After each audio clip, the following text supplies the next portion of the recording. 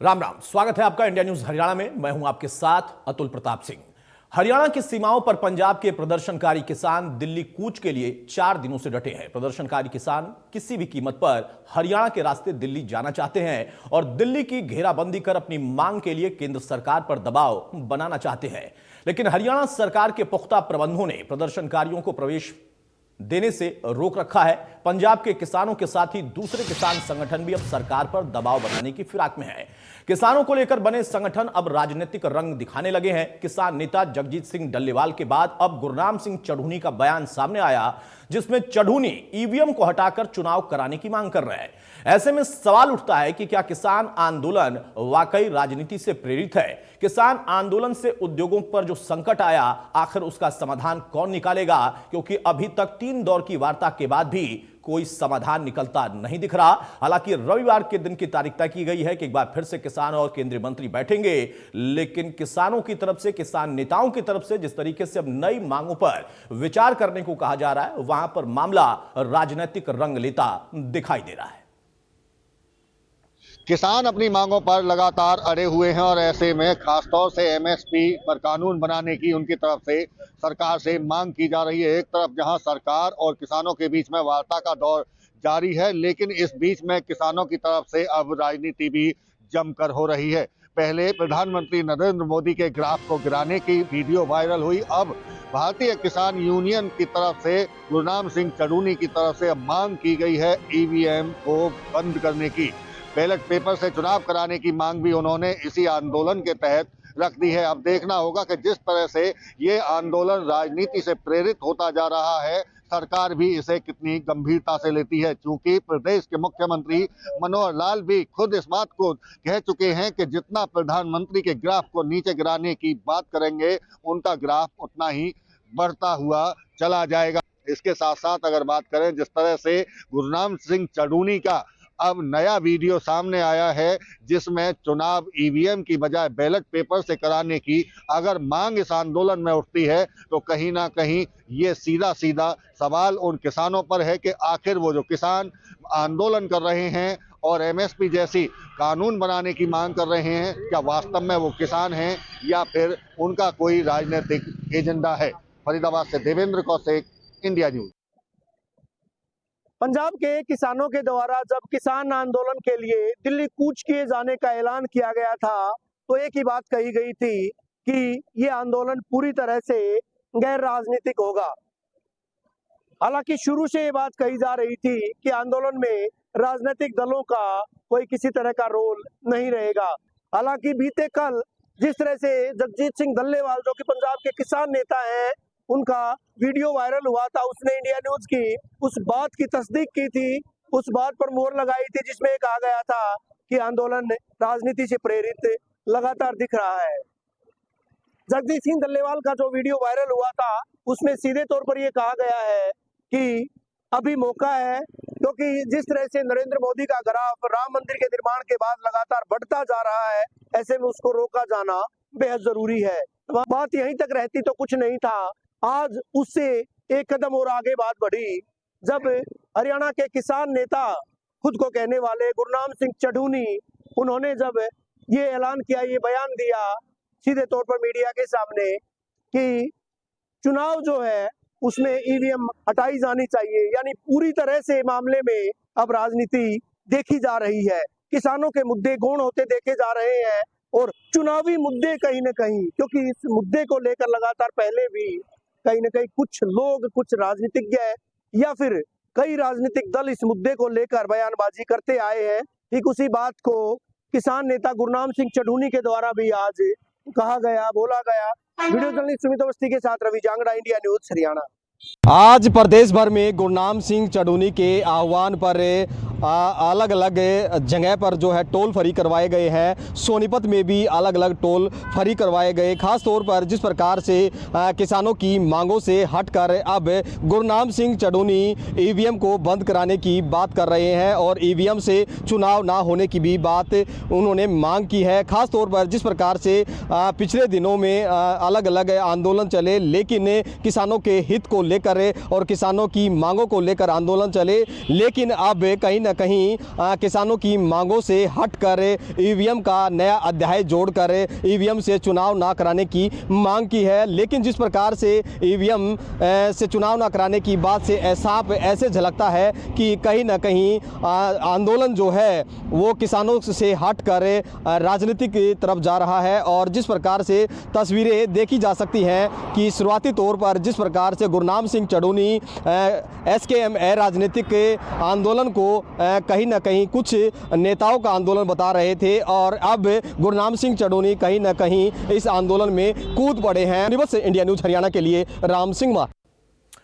बहरहाल तो कल तक चढ़ूनी साहब का यह दावा था कि जो 12 मांगे हैं उन 12 मांगों पर ही आंदोलन हो रहा है। हमारा समर्थन उन मांगों को है, ना कि इस आंदोलन को, क्योंकि यह आंदोलन पंजाब के कुछ संगठन कर रहे हैं, लेकिन पूरे देश में हमने बंद का आह्वान किया।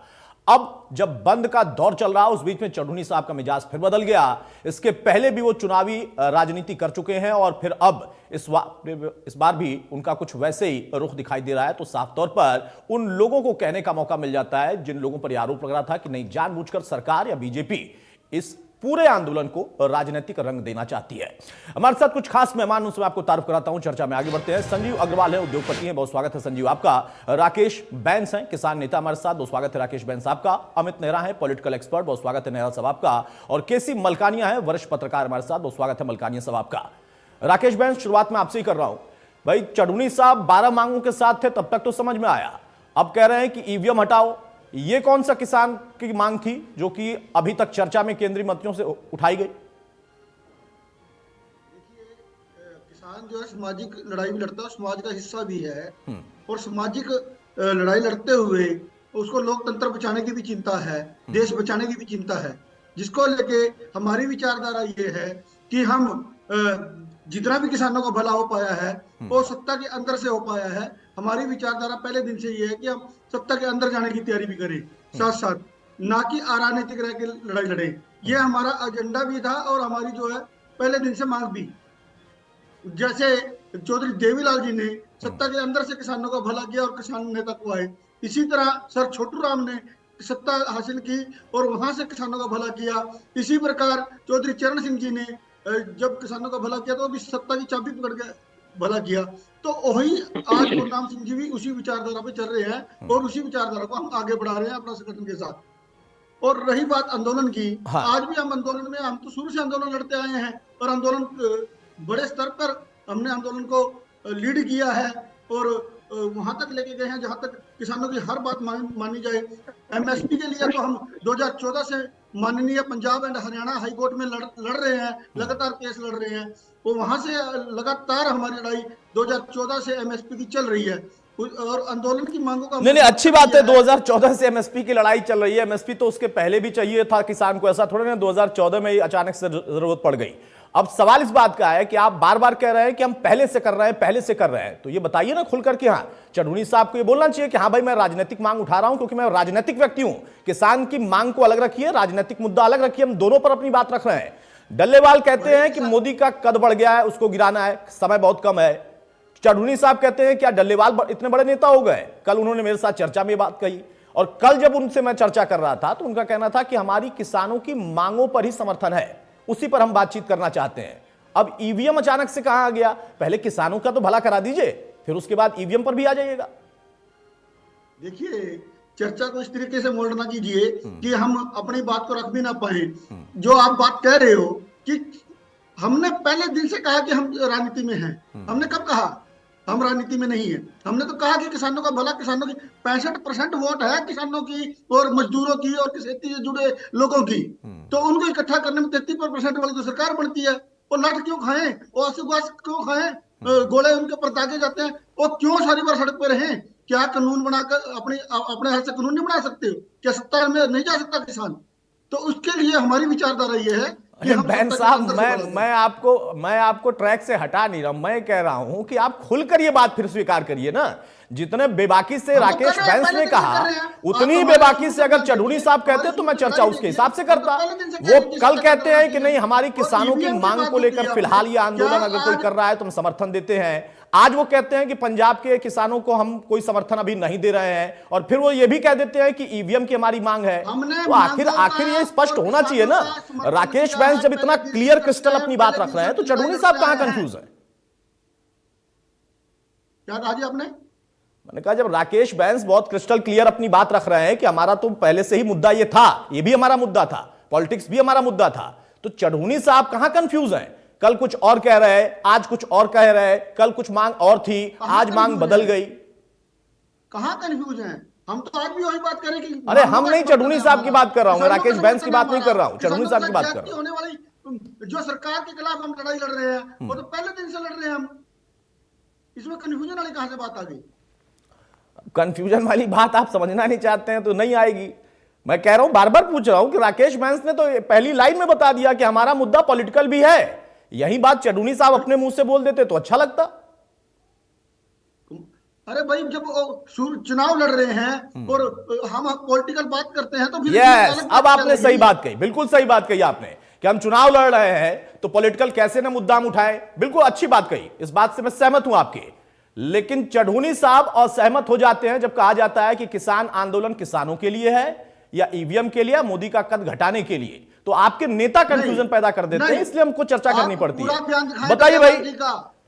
ठीक है, आ रहा हूं। संजीव अग्रवाल भाई, देखिए ईवीएम भी हटवाएंगे, किसानों की मांग भी मनवाएंगे, उद्योगपति इसमें क्यों विरोध कर रहा है? आप लोगों का क्या नुकसान हो रहा है भाई? इसके अंदर जो किसान आंदोलन है ये 2022 में भी चला, 23 में भी चल रहा है, 24 में भी, और पहले 2020 में कोरोना आ गया। और किसान आंदोलन की वजह से ये कच्चा माल लेने में, कच्चा माल लाने में कितनी परेशानी हो रही है। सारे घर बेसहारा हो गए हैं, छोटे छोटे जो हमारी इकाइयां हैं वो बंद हो चुकी है, लेबर खाली बैठी है, जो माल बन चुका है वो एक्सपोर्ट नहीं हो रहा, बाहर नहीं जा रहा, कहीं इंडिया में नहीं जा रहा, चारों तरफ से त्राई त्राई मची हुई है। हम भी एक क्या कहते हैं किसान के बेटे हैं, तो किसान का मतलब ये तो नहीं है कि किसान ही चर्चा करे।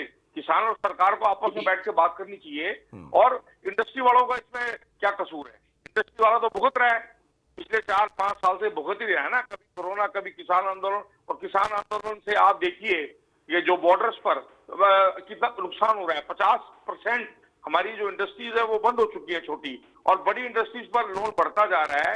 लोड बढ़ने से कितना प्रॉब्लम है किस घर के अंदर है। जब टाइम पर माल टाइम पे नहीं जाएगा, पेमेंट टाइम पे नहीं आएगी, कुछ भी नहीं होगा। तो इंडस्ट्री वालों का क्या कसूर है? किसान को तो आराम से बात एमएसपी की बात है। सरकार ने 14 फसलों पे पहले एमएसपी की है और अभी देने की वो क्या कर रही है। तो ये कोई आंदोलन का ये तरीका तो नहीं है ना। अब एक बात बताइए, चारों तरफ से एडमिनिस्ट्रेशन, चारों तरफ से सरकार घिरी हुई है, चारों तरफ से सब कुछ बंद है, चक्का जाम है। हम कुंडली बॉर्डर हो, बड़ी बॉर्डर हो, हमारा हल्दाना बॉर्डर हो, हमारा अंबाला हो, हमारा कोई भी इंडस्ट्रियल एरिया हो, समालखा इंडस्ट्रियल एरिया हो, कहीं पर कोई भी नहीं जा पा रहा, कोई कहीं पे काम ही नहीं हो रहा।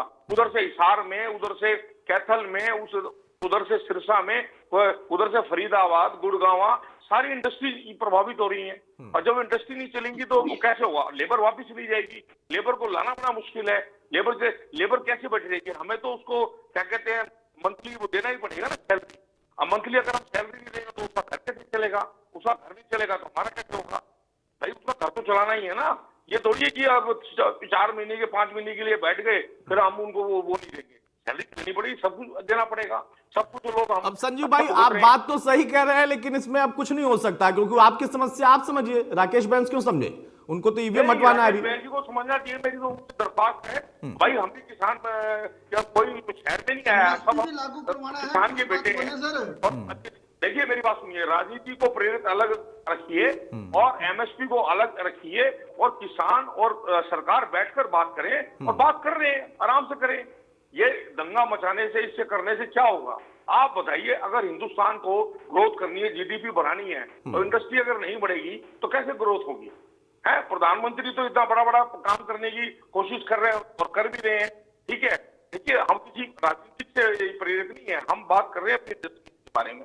और इंडस्ट्री जो छोटी इकाइयां वो तो बर्बाद हो चुकी है। सरकार हमें एमएसपी के जरिए बहुत पैसा दे रही है, सब कुछ दे रही है, पर उनका फंड भी तो लौटाना है ना।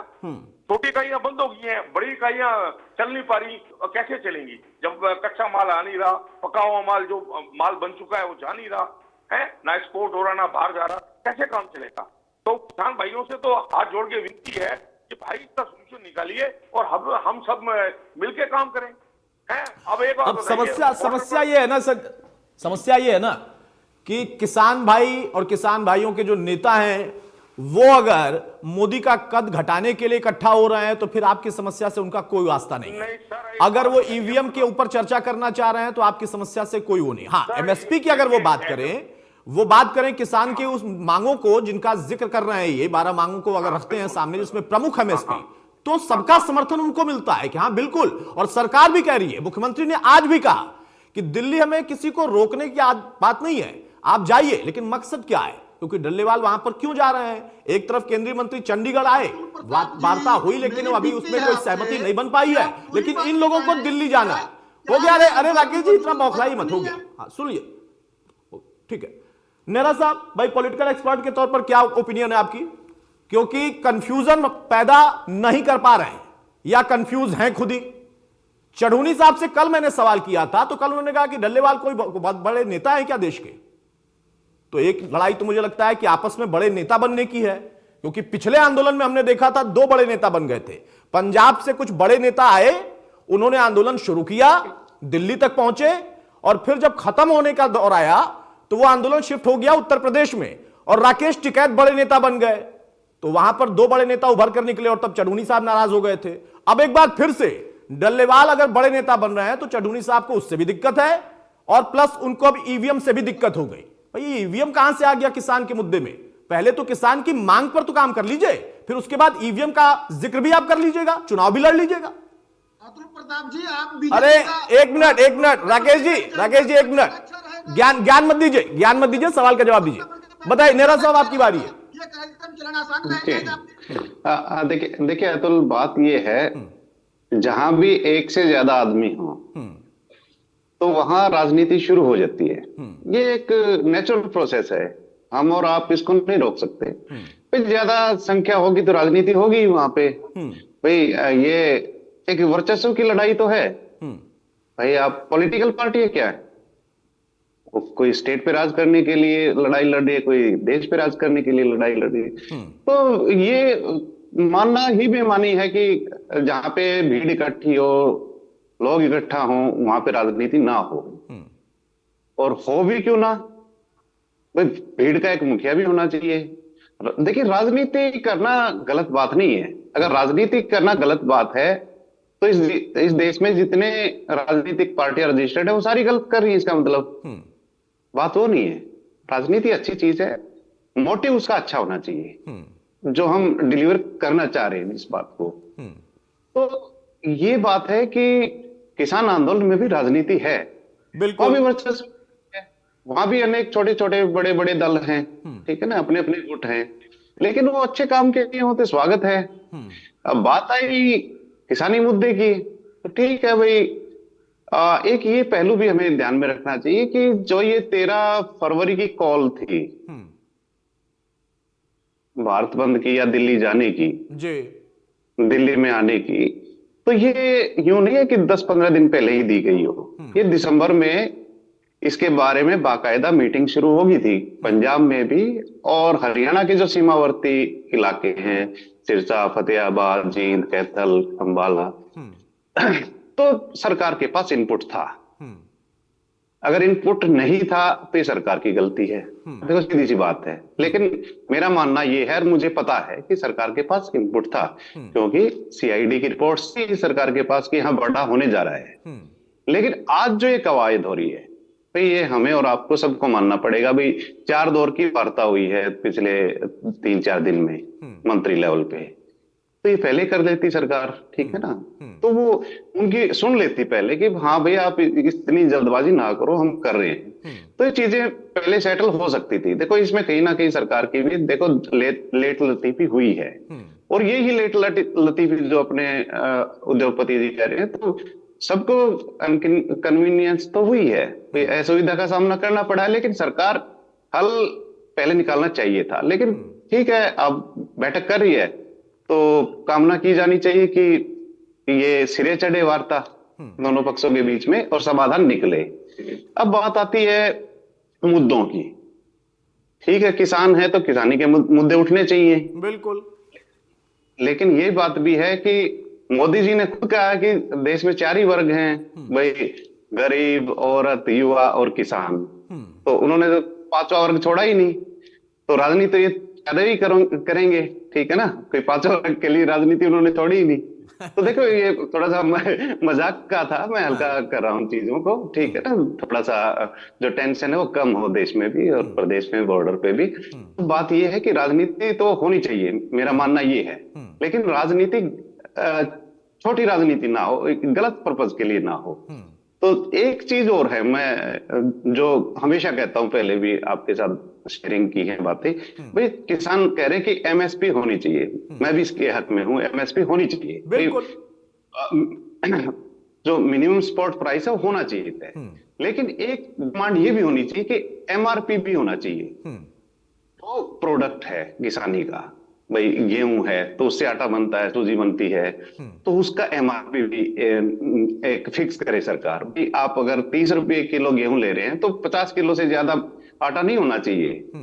तो इसमें यह है कि उपभोक्ता को भी आपको एक एश्योरेंस देना पड़ेगा कि हाँ, हम अगर एमएसपी लागू करेंगे तो एमआरपी भी लागू करेंगे, कि ताकि महंगा राशन ना हो, ठीक है ना। और उसमें परसेंटेज रख ले सरकार, भाई 20% मुनाफा कमा लो, 30% कमा लोगे, ये चीज होनी चाहिए। देखो, जो मेरा मानना है, तो उसमें दोनों वर्गों का फायदा है, भाई उपभोक्ता का भी फायदा होगा, किसानों का भी फायदा होगा। अब सवाल इस बात का है ना नेरा जी, कि जब आप कहते हैं कि एमएसपी होनी चाहिए, तो इस पर तो मुझे लगता है कि यहां पर बैठे पैनल में कोई भी आपत्ति नहीं करता है। एमएसपी की मांग किसान की जायज मांग थी और उस पर सरकार ने इनसे वादा किया है और वो वादे के साथ साथ कमेटी बनाकर कर रहे हैं। हाँ, विलंब उसमें हो रहा है, उसके लिए आंदोलन अगर ये करें या उसके लिए कहें तो बिल्कुल जायज है, लेकिन अब इस सवाल का जवाब तो चाहिए ना। कि डल्लेवाल कहते हैं राम मंदिर का मुद्दा, जैसे ही राम मंदिर का निर्माण हुआ, प्राण प्रतिष्ठा हुई, मोदी का कद बढ़ गया, उसको कम करना है, तो इसका क्या एमएसपी से लेना देना है? देखो, ये तो डल्लेवाल जाने कि उन्होंने क्या सोच के कहा है, किसी का कद किस चीज से बढ़ा है, किस चीज से घटा है। देखो, ये बातें बेमानी हैं। ये आदमी के जो कर्म है वो उसके कद को बढ़ाते हैं, उसके कर्म ही उसके कद को घटाते हैं। भाई मेरे कहने से किसी का कद छोटा बड़ा थोड़ी होगा, बिल्कुल, ठीक है ना। ये बात तो देखो व्यर्थ की बात है, इस पे बहस में जाना ही नहीं चाहिए। इन चीजों में हमें कंस्ट्रक्टिव जो बातें हैं उन पे जाना चाहिए। भाई हम किसी का कद छोटा बड़ा नहीं कर सकते। देखो, मेरा तो सीधा सा मानना ये है। अब बात फिर आती है वही, जैसे ईवीएम का इशू आया, भाई ठीक है, इशू है, लेकिन उस पे तो बड़ी बहस की जरूरत है राजनीतिक पार्टियों का। हालांकि इलेक्शन कमीशन कई बार ये चीजें कर चुका है, अब भगवान जाने ये मामला क्या है। कई बार इलेक्शन जब कोई पार्टी जीत जाती है तो बिल्कुल सही बात, बिल्कुल सही बात। जब आपकी राजनीतिक सोच वाली, विचारधारा वाली पार्टी जीत जाती है तो ईवीएम पर कोई दिक्कत नहीं है, ऐसे ईवीएम पर दिक्कत है। अब इसका जवाब मांगो तो कहेंगे कि नहीं, आप बीजेपी के साइड से बोल रहे हैं।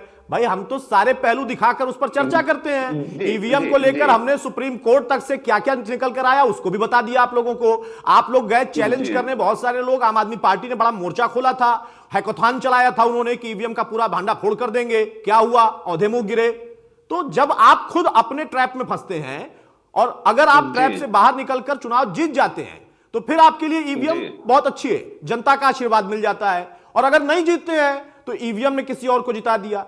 ये बड़ा अजीब सा है, तर्क नहीं है, कुतर्क है बेसिकली। मलकानिया साहब, भाई नेहरा साहब ने स्पष्ट कर दिया अपनी बात को। अब यहां पर दो ही चीजें हैं, एक कि वाकई राजनीतिक एजेंडा है और दूसरा कि बहुत सारे किसानों की अपनी जो मांग थी वो मांग जायज भी है, सरकार का ही वादा था। चर्चा वहां तक हो तो ज्यादा बेहतर है।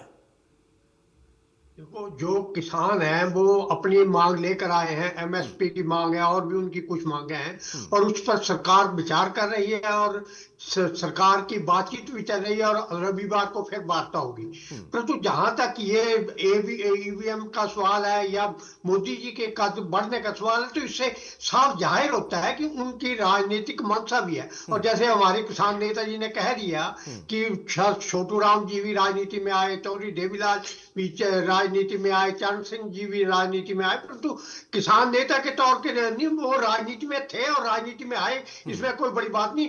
किसान नेता राजनीति में आ सकते हैं, इनको कोई रोक नहीं सकता, इसमें कोई गलत बात नहीं कि आप राजनीति, परंतु आप राजनीतिक मुद्दा लेकर तो राजनीति में जाओ। परंतु अगर किसानों का मुद्दा लेकर आप लड़ाई लड़ रहे हैं, आपसे बात हो रही है, आप जाकर दिल्ली जाने पर अड़े हुए, जबकि आपकी बात जो है चंडीगढ़ में हो रही है, वहां से दिल्ली से जो मंत्री हैं आकर आपसे चंडीगढ़ में वार्ता कर रहे हैं, तो वार्ता करनी चाहिए। तो उसके लिए आपको दिल्ली जाने की जरूरत नहीं। आप अगर अपने ट्रैक्टर को आप जेसीबी बनाते हैं, ट्रैक्टर टैंक के तौर पे यूज करते हैं और लोगों को परेशानी खड़ी करते हैं, तो उससे लोगों की जो हमदर्दी है आपके प्रति कम होती है। क्योंकि किसान परिवार से हर कोई किसानों से जुड़ा है, किसानों को अन्नदाता मानता है, किसानों ने हरित क्रांति भी लाई, दूध क्रांति भी लाई, क्या बहुत देश का पेट भरा। हमें याद है जब लाल बहादुर शास्त्री जी प्रधानमंत्री थे और जब अन्न संकट आया तो उन्होंने सोमवार का व्रत रखना शुरू करा दिया और कहा अपने छतों के ऊपर भी अनाज उगाओ और देश को जो है वो अमेरिका से या दूसरे देशों से जो गेहूं मंगाया जाता है उसको बंद करें, हम अपने देश में अनाज पैदा करें। और इसका श्रेय किसानों को जाता है कि उन्होंने हरित क्रांति लाई, हमारे अनाज के भंडार भरे हैं। परंतु अब जो मांगों की बात है, आप बैठकर टेबल पर बैठकर ही बात होगी। अगर आप दिल्ली जा रहे हैं, दिल्ली क्यों जा रहे हैं जब आपकी बात चंडीगढ़ में हो रही है? आप जनता को परेशानी में क्यों डाल रहे हैं? जो परेशानी जनता की हो रही है, उद्योगपति हैं, स्कूल के बच्चों की परीक्षा है वो परेशान हो रहे हैं, कहीं मरीज परेशान हो रहे हैं, तो उससे आपकी हमदर्दी, जो जनता की हमदर्दी आपके प्रति है, कम हो रही है। और जब आप ईवीएम की बात करते हैं या मोदी की लोकप्रियता कम करने की बात करते हैं, तो ऐसा लगता है कि आप का आंदोलन फटक जाएगा। बहुत सारे संगठन आपके साथ पहले है नहीं, वो चाहे दूसरी तरफ से बंद की कॉल भी दे रहे हैं, रेलवे ट्रैकों पे भी बैठ रहे हैं, टोल फ्री भी करा रहे हैं, वो ये दिखाना चाहते हैं कि हम भी किसान हैं, हम भी किसानों के साथ हैं, हमारे में कोई फूट नहीं है। परंतु जो बहुत सारे संगठन आपके साथ आंदोलन में नहीं हैं, और अगर आपका आंदोलन इसी तरह लोगों को परेशान करता गया तो लोग इससे छटते जाएंगे। इसलिए किसानों को चाहिए कि रविवार को बैठे और सरकार को भी चाहिए कि बड़े खुले दिल से बात करें। 2 साल पहले आंदोलन हुआ था, आपके पास काफी समय था कि आप किसानों से बातचीत करके तो इस समस्या का हल निकालते, परंतु अब भी समय है, अब भी बैठो और बैठकर हल निकालो। लोकसभा चुनावों को सामने रखकर आपको आंदोलन नहीं करना चाहिए, उसको आगे नहीं बढ़ाना चाहिए, परंतु समस्या का समाधान करने के लिए बैठकर बातचीत करनी चाहिए।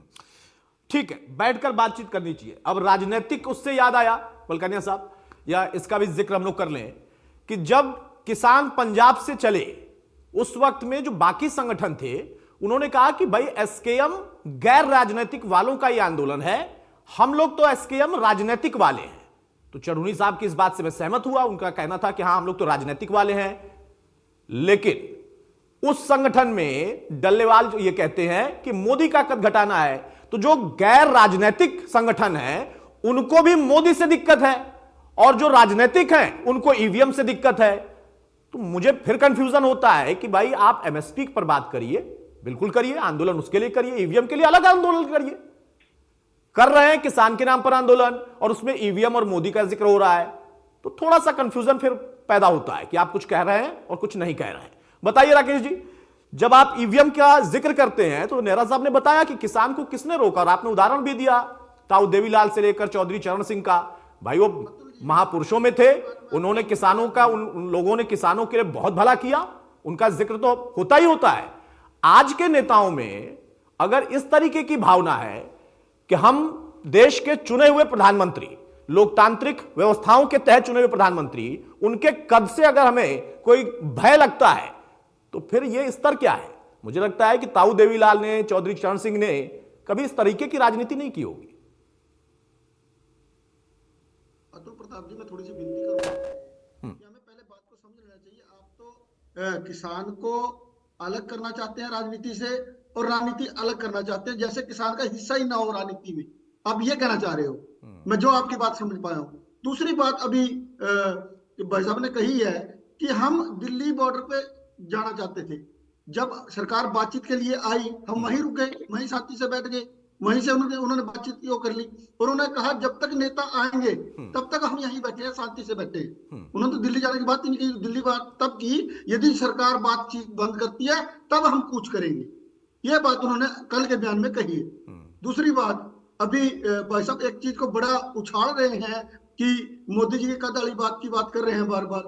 उन्होंने डल्लेवाल जी का पूरा बयान सुने, और पूरा बयान सुनने के बाद आप अपनी बात को सही ठहराएं। उन्होंने कहा कि इस आंदोलन में मोदी जी का जो लोकप्रियता उससे कम हुई है, क्योंकि लोग तंग है। तीसरी बात मैं कहना चाहूंगा कि लोगों को तंग किसने किया है? हमने तो कोई इस तरह से सड़कें जाम नहीं की, हमने तो कोई नहीं वो नहीं किया, हम तो शांतिपूर्ण बैठे हैं। सेलिंग जो है वो सरकार कर रही है, रोड जाम सरकार ने किए हैं, हमने तो नहीं किए। हम तो केवल दिल्ली, क्या हमारा आंदोलन का अधिकार नहीं है? हम तो पीसफुली पहले बैठे रहे, पीसफुली अब जाके बैठना चाहते हैं कि बातचीत कर रहे हैं। चंडीगढ़ आ गए तो हम चंडीगढ़ बातचीत शुरू कर दी। हम कहाँ गलत वो करने की बात कर रहे हैं? हमने तो शांति से बैठे हैं, जहां सरकार ने बैठाया वहां बैठ गए, जहां बैरिकेड लगाए वहां बैठ गए। अरे भाई, जो सरकार ने सोचना चाहिए कि जो हमने वादे किए, जो हमने कमिटमेंट किसानों के साथ की, उस कमिटमेंट को कैसे पूरा करें। ये कमिटमेंट मोदी जी ने की। अब आप ये बताइए, चुनाव से पहले क्या मोदी जी ने ये नहीं कहा था कि इस सारे देश के किसानों को कर्जा माफ होना चाहिए? क्या मोदी जी ने ये नहीं कहा था कि लागत से 1.5 गुना भाव हम किसानों को देंगे? जब ये क्या कमिटमेंट करके और मंचों से घोषणा करके जब सत्ता में आए, और उसके बाद जब 13 महीने आंदोलन चला, उस बातचीत में सारी बातें रखी गई, तय की गई और कमिटमेंट की गई, कमिटमेंट लिखित में की गई, उसके बाद भी ना माने, तब किसान क्या करे? तब किसान किस तरफ जाए? किसान के पास चारा क्या है उसके बाद अपनी बात कहने का? तो किसान तो मजबूर होकर आंदोलन कर रहा है, ना कि उसका कोई शौक है आंदोलन करने का। सर, मजबूरी में ना राकेश जी, पत्थर नहीं मारा जाता है अपने पत्थर भाइयों हम नहीं को। मार रहे। पत्थर किसने मारा? पहले सेलिंग किसने की? क्या हम मतलब आप अगर सरकार का जिम्मा है कानून व्यवस्था को मेंटेन रखना, और हमारे ही भाई अगर सड़क पर खड़े हैं पुलिसकर्मी, वो आपसे कहते हैं कि भाई हमारी ड्यूटी है, हमें अभी रोकने के लिए कहा गया है, आप लोग अभी यहीं रहिए, वार्ता चल रही है, तो आप उनकी तरफ हमला करेंगे, वो शेल भी ना चलाएं। आप वहां पर तैयारी के साथ गए हुए हैं पूरा। अतुल प्रताप जी, थोड़ी सी मेरी बात को सुन लें। अरे आप ही की बात सुन रहा था। डल्लेवाल का बयान आपने पूरा सुन लिया ना? डल्लेवाल की सफाई भी सुनाता हूं अभी आपको। डल्लेवाल ने अभी जो सफाई दी है ना अपने कल के बयान पे, उस सफाई भी सुनाता हूं आपको। शायद कंफ्यूजन आप पैदा कर रहे हैं। आपकी 12 मांगों को यहां पर बैठा कोई भी व्यक्ति, वो चाहे उद्योगपति हो, वो चाहे पॉलिटिकल एक्सपर्ट हो, वो चाहे पत्रकार हो, या मैं खुद हूं, हम में किसी ने नहीं कहा कि आपकी मांगे जायज नहीं है। सरकार का कमिटमेंट था, सरकार को ही पूरा करना चाहिए। वार्ता विलंब से हो रही है, इस पर भी नेहरा साहब ने कहा कि सरकार की तरफ से बहुत हो सकता है चूक है, चलो देर से आए लेकिन अब शुरू कर रहे हैं। मेरा सवाल यह है कि आप जब 12 मांगों को लेकर एक आंदोलन करते हैं और उसमें फिर 13वीं मांग और 14वीं मांग ऐड करना शुरू करते हैं ना, तब आपके ऊपर सवाल उठता है। आप पहले से ही वो 14 मांगे ऐड करके लाइए ना कि हमारा आंदोलन इस मांग पे है। बातचीत तो कोई गलत नहीं होगा, राजनीति किसान करे, इसके लिए किसने रोका है? इस सरकार को भी चुनने वाला किसान ही है, सिर्फ शहर के लोग नहीं चुनते हैं, किसान ही चुनते हैं। अतुल प्रताप जी, बातचीत तो 12 ही मांगों पे हो रही है ना। अभी तो हमने रखी है बात। हमने कोई आज डिमांड नहीं कर दी सरकार कहती कि आज ही मान लो आप ईवीएम की बात। हमने कहा ये भी शामिल होनी चाहिए, ये बात हमने कही है। चलिए, अब आपकी बात से मैं सहमत हूं राकेश भाई, अब मैं आपकी बात से सहमत हूं कि हां, अब हमने ये बात कही है, अभी तुरंत के लिए नहीं कही है। ठीक है अग्रवाल साहब, भाई आपने निवेदन भी कर लिया, लेकिन बैद साहब का कहना है कि एमएसपी का मुद्दा किसानों का बड़ा मुद्दा है, और ये मांग पुरानी मांग है, कोई नई नहीं है, और सरकार का ही कमिटमेंट है, तो किसानों के दर्द को भी समझना चाहिए। इसके लिए मैं ये कहना चाहता हूं कि जब अभी नेहरा साहब ने बहुत अच्छी बात कही, पत्रकार जो महोदय उन्होंने भी बहुत अच्छी बात कही, राकेश जी को भी से दोबारा ये गुजारिश है किसानों के लिए, उनको भी मैं ये कहना चाह रहा हूं कि सारी बातें आराम से तो होंगी, सब मामले जो सुलझाए जाएंगे आराम से बैठ के तो होंगे। अब वार्ता के लिए चंडीगढ़ के अंदर वार्ता हो रही है, तो ये चीजें समझनी चाहिए। और इसके लिए आप देखिए ना, व्यापारी जो इंडस्ट्री है वो कितना ज्यादा सफर कर रहा है, कितना करोड़ों अरबों का नुकसान हो रहा है डेली, उसकी भरपाई कौन करेगा? आप एक बात बताइए, मैंने पहले भी बताया, हम भी किसान के बेटे हैं, और किसानों में सर छोटू राम जी, चौधरी देवीलाल, चौधरी चरण सिंह, महेंद्र सिंह टिकैत, बड़े बड़े किसान नेता हुए, पर उन्होंने ऐसे आंदोलन नहीं करे कभी जिससे जनता को परेशानी हो। आप देखिए कितना अच्छा तो कार्य, अभी सरकार ने चौधरी चरण सिंह जी को भारत रत्न दिया है। ठीक है, हमें चलो, हम राजनीति से कोई प्रेरित नहीं, सब अच्छा है, पर हम तो सरकार से तो प्रेरित हैं। सरकार की नोटिफिकेशंस और सरकार की जो जरूरतें हैं, सरकार का जो हमारे ऊपर जो सिस्टम है कि इतना कसा हुआ है कि अगर हम काम नहीं करेंगे तो कैसे काम चलेगा। अब देखिए कितने घर परिवार पल रहे हैं, कितना यहाँ पर क्या कहते हैं लेबर रहती है, और लोग हैं उसके अंदर, इंडस्ट्रीज के अंदर छोटी छोटी इंडस्ट्री बंद होगी है। एक इंडस्ट्री को चालू करने के लिए, एक पौधा लगाने के लिए कितना टाइम लग जाता है, अब बंद होने में 1 मिनट लग रहा है। 13 महीने पहले अभी राकेश जी ने खुद कहा कि हमने आंदोलन करा, अब फिर आंदोलन शुरू हो गया। वो कह रहे हैं कि हम चंडीगढ़ से आराम से दिल्ली जाना चाहते। अरे भाई, दिल्ली जाने की जरूरत ही नहीं है, वही बात हो रही है। अब डर के लोग क्या करेंगे? डर के लोग, कोई बाहर ही नहीं निकल रहा, और कोई बाहर जा रहा है तो बॉर्डर से बाहर नहीं जा सकता। अब मैं आपको एक एग्जांपल देता हूँ, किसी को कोई एक्सीडेंट हो गया, कोई बात हो गई, कोई एम्बुलेंस में जा रहा है, अगर किसी के घर में कुछ हो जाता है तो वो एम्बुलेंस दिल्ली भी नहीं पहुंच पा रही, सब जाम है, हर जगह से जाम है। तो हमारे किसान भाइयों से निवेदन है, उनको समझना चाहिए, हम भी किसान हैं, सबको सरकार के साथ बैठ के वार्ता कर लीजिए। 12 में से हो सकता है 6 मांगे, 4 मांगे, 8 मांगे, हमें धीरे धीरे सब चलेगा। और नारा जी की बात से मैं बिल्कुल सहमत हूँ, मिनिमम स्पॉट प्राइस होना ही चाहिए, पर एमआरपी भी होना चाहिए। ऐसा नहीं होना चाहिए कि अब हमें भी ये लगता है कि चीज किसान बहुत सस्ती देता है और हमें बाजार में महंगी मिलती है, जिससे हमें भी तो परेशानी हो रही है, हमारा भी तो दिक्कत है, लेबर को परेशानी है, इंडस्ट्री वालों को परेशानी है, हर को परेशानी है? इस परेशानी का सोल्यूशन तो करें। लाखों इंडस्ट्रीज बर्बाद हो रही है, आप सर ये देखिए ना, और इंडस्ट्री का ग्रोथ नहीं होगा तो कैसे काम चलेगा? है, हर चीज एक दूसरे से जुड़ी हुई है, किसान भी जुड़ा हुआ है, किसान हमारा अन्नदाता है, भगवान है, सब हम मानते हैं, सबके लिए वो है, पर इंडस्ट्री भी तो सब कुछ दे रही है। अगर प्रोडक्शन नहीं होगी और अगर काम नहीं चलेगा, जाएगा नहीं, माल आएगा जाएगा नहीं, तो काम कैसे होगा? आप बताइए राकेश जी, कुछ कहना चाह रहे हैं आप? मैं एमएसपी पे कहना चाहता हूं, क्योंकि कंफ्यूजन हो रही है कि एमएसपी शायद क्या चीज है। ये बता रहे हैं कि एमआरपी भी होना चाहिए। मैं सिर्फ इतनी बात बताना चाहता हूं कि एमएसपी जो किसान की लागत आती है उससे बहुत कम दी जाती है। जो हरियाणा में जैसे 22 रुपए किलो की लागत आई तो 18 रुपए किलो दी जाती है, और 18 रुपए किलो की भी गारंटी नहीं है खरीदने की। आज जो किसान आंदोलन कर रहे हैं वो सिर्फ एमएसपी का ये है कि न्यूनतम समर्थन मूल्य कम से कम जो किसान को मिलना चाहिए। ये क्या कि बिजाई करवाई गई है क्या सरकार को खरीदने? राकेश बैन साहब, आपको कोई कंफ्यूजन हो गया है? यहाँ पर बैठे सबको पता है कि एमएसपी के लिए क्या मांग की जा रही है और क्या मांग है। और हरियाणा का आपने जिक्र किया तो मुझे याद आ गया कि हरियाणा में हो सकता है कि हर फसल को एमएसपी में नहीं रखा गया है, 14 फसलों को रखा गया है, उसमें भी हो सकता है कि खरीदारी नहीं हो पाती होगी। लेकिन जो पंजाब के किसान है ना, ये अपने राज्य की सरकार से भी तो मांग करे ना कि हरियाणा में तो चलो 10 या 14 है, हमारे यहां तो अभी 3 नहीं है। बहरहाल अमित नेहरा जी भाई, बैंक साहब, हाँ एक हो गया, अरे राकेश जी हो गया, एक एक करके भाई, हाँ ठीक है।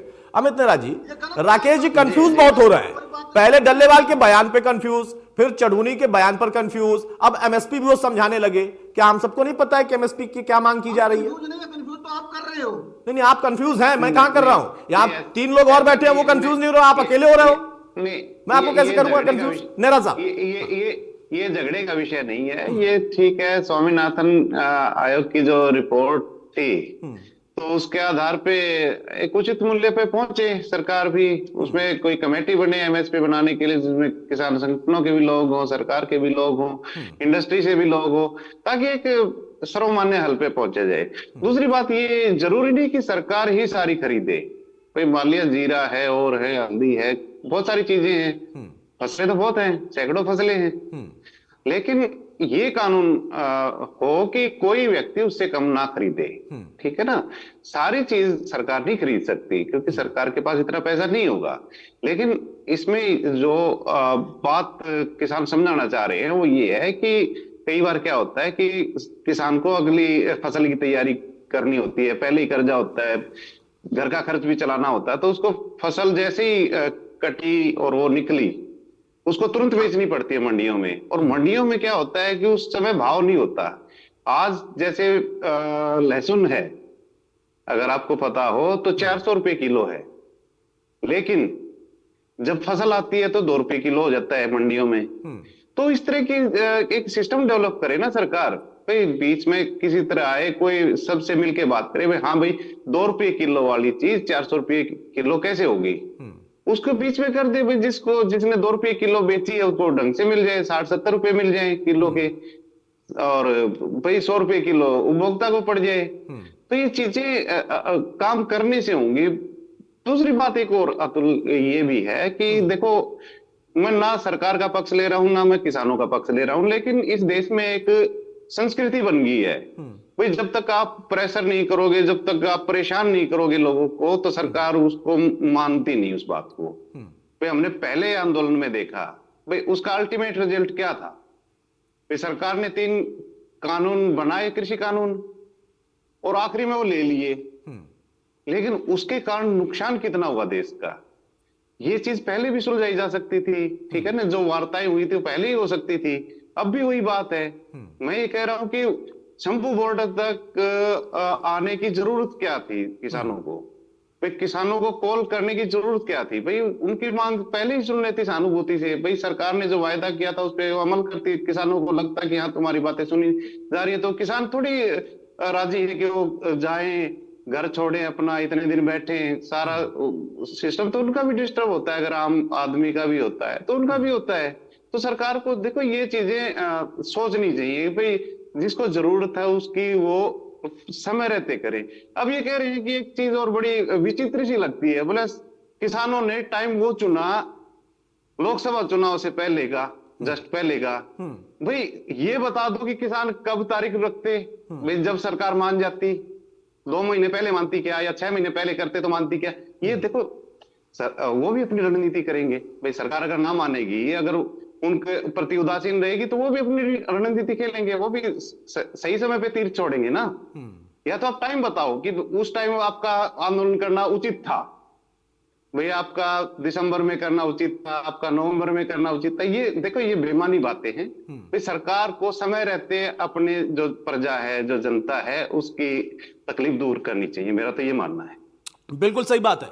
और तकलीफ सिर्फ एक वर्ग की नहीं देखनी चाहिए, दोनों वर्ग की देखनी चाहिए, क्योंकि कोर्ट भी यही कहता है, संविधान भी यही कहता है, और संविधान को तो सब मानते हैं यहां पर लोकतांत्रिक व्यवस्था में। तो संविधान के मुताबिक ना आपके अपने जो अधिकार हैं वो तब तक ठीक है जब तक आप किसी और के अधिकार का हनन ना करो। तो सरकारी स्तर पर भी यह काम होना चाहिए और किसान नेताओं को भी यह सोचना चाहिए कि अगर आप आंदोलन कर रहे हैं तो अगर आपको बंद ही करना है, पंजाब के संगठन है, आप पंजाब में बैठिए, उससे कम से कम हरियाणा और दिल्ली की परेशानी नहीं बढ़ेगी। और सरकार को भी पहले थोड़ा सा विचार करना चाहिए था कि केंद्रीय मंत्री इसके पहले अगर चंडीगढ़ पहुंच गए होते तो ज्यादा बेहतर होता, क्योंकि फिर से वही बात जिससे सब सहमत है कि कमिटमेंट सरकार की तरफ से है, कमेटी का गठन किया गया, अब उसका फैसला आना बाकी है और उसमें सारे अलग अलग क्षेत्र के एक्सपर्ट हैं। अब उनकी ओपिनियन क्या होगी और सहमति क्या बनेगी, इसका फैसला जब आएगा तब देखेंगे। बहरहाल मलकानिया साहब, देखिए दोनों वर्ग अपनी बात जायज रख रहे हैं। बैंस साहब का कहना है कि किसान क्या राजनीति नहीं कर सकता, वो राजनीति भी करेगा, तो रोका किसने है? इसके पहले भी किसानों ने राजनीति की और किसान से ही निकलकर बड़े बड़े नेता बने, देश के प्रधानमंत्री तक बने। तो रोका तो ना पहले गया था ना अब रोका जा रहा है। लेकिन आंदोलन और आंदोलन के बीच में इस तरह का कंफ्यूजन, ऐसी बयानबाजी, और कल मैं जब चर्चा कर रहा था तो कुछ लोगों ने यहां तक बताया कि चौधरी साहब ने ही कहा कि सरकार के लोग बीच में हमारे छोड़ दिए जाते हैं, वो पत्थर मारते हैं, हम नहीं मारते हैं। तो मतलब सारा दोष सरकार का या सारा दोष उद्योगपतियों का? भाई कुछ तो गड़बड़ी कहीं से होती होगी और उसी में मौका मिल जाता है। अराजक तत्वों को भी हमने पिछले आंदोलन में देखा था, दिल्ली तक पहुंचकर, और किसानों की मांग पीछे रह जाती है जो सबसे आगे होनी चाहिए। देखो जो किसानों का आंदोलन है तो किसान कुछ मांगा लेकर चले हैं और वो एमएसपी की भी मांग है। एमएसपी में भी कहते हैं कि हम मिनिमम प्राइस देना चाहिए और सरकार जो दे भी रही है मैक्स एमएसपी कई चीजों में दे रहे हैं। हरियाणा में तो 14, पंजाब में तो 2-3, पंजाब में भी आंदोलन नहीं चलता, पंजाब से आंदोलन जाकर तो हरियाणा में आकर टिक जाता है और हरियाणा के लोगों को परेशानी होती है। और जो स्टेट असाउट स्टेट हो जाती है डिस्टर्ब तो वहां बिजनेस भी नहीं चलता और कोई बिजनेस नया लगाता नहीं और जो लगाए हैं वो भी परेशान होते हैं। तो जब आंदोलन होता है तो उससे आंदोलनकारी भी परेशान होते हैं और सरकार भी। हम मानते हैं कि जो किसान अब सड़कों पर बैठे हैं कोई सुखी नहीं है, रात की ठंड में बैठे हैं और आंदोलन कर रहे हैं, परंतु जब बात हो रही है तो आप उस बात को निपटाओ। ये ठीक है, सरकार को चाहिए था कि बेसमय रहते इनकी मांगों को मान लेती, जहां तक होता उसका निपटारा करते। और सरकार ने वैसे कोशिश भी की और चल भी रही है कोशिश, परंतु जो पिछले आंदोलन से सरकार ने सबक सीखा, जो दिल्ली में हुआ, लाल किले पे हुआ, उसके कारण हरियाणा सरकार जो है वो सख्त हो गई। उन्होंने ऐसे बैरियर लगाए हैं जिसको किसानों को पार करना मुश्किल है। और हरियाणा सरकार कहती है, भगवान आज मुख्यमंत्री मनोहर लाल जी ने कई घोषणा की और बताया भी हमने किसानों क्या कुछ दिया है। तो इस प्रकार किसानों की जो मांग है वो जो जायज है उनको मांग लेना चाहिए और किसानों को भी थोड़ा संयम रखकर बैठकर बड़े आराम से बातचीत करनी चाहिए। लोगों की परेशानी को समझते हुए अपनी मांगों को सामने रखना चाहिए और इस आंदोलन को लंबा नहीं खींचना चाहिए। अगर पिछले बार 13 महीने चला तो अब भी इतना चला तो आर्थिक नुकसान कितना होता है, आम जन की परेशानी कितनी होती है, उसका भी ख्याल रखना चाहिए और सरकार को भी थोड़ा संवेदनशील होकर किसानों की मांगों पर विचार करना चाहिए। ठीक है राकेश भाई, फाइनल कमेंट आपका चाहूंगा। देखिए, आप लोगों की मांगों से किसी को आपत्ति नहीं है, आपकी मांग पुरानी थी, सरकार का ही वादा है, लेकिन नौबत अब फिर से आंदोलन की आ गई है। लेकिन पिछले आंदोलन में कुछ घटनाएं ऐसी थी जिससे लॉ एंड ऑर्डर को चुनौती मिली। सरकार ने शायद उस व्यवस्था को फिर से ना दोहराया जाए ऐसा काम करने का प्रयास किया। समाधान बातचीत से ही पिछली बार भी निकला था, समाधान बातचीत से इस बार भी निकलेगा, लेकिन जब बातचीत होगी तो किसान के मुद्दे पर होगा, राजनीति अलग होगी। आप राजनीति अलग करते रहिए, किसी ने नहीं रोका है। किसने कहा कि किसान राजनीति नहीं करेगा? इस देश का किसान राजनीति भी करेगा और किसानी भी करेगा। अतुल जी, जब यह मामला माननीय हाई कोर्ट में और सुप्रीम कोर्ट में गया तो वहां भी सरकार को लताड़ लगी है कि आपको इस तरह से बैरिकेड नहीं करना चाहिए था और आंदोलनकारियों को एक स्थान निश्चित कर देना चाहिए था, वहां पे जाके वो बैठते और अपनी शांति से अपनी बात रखते।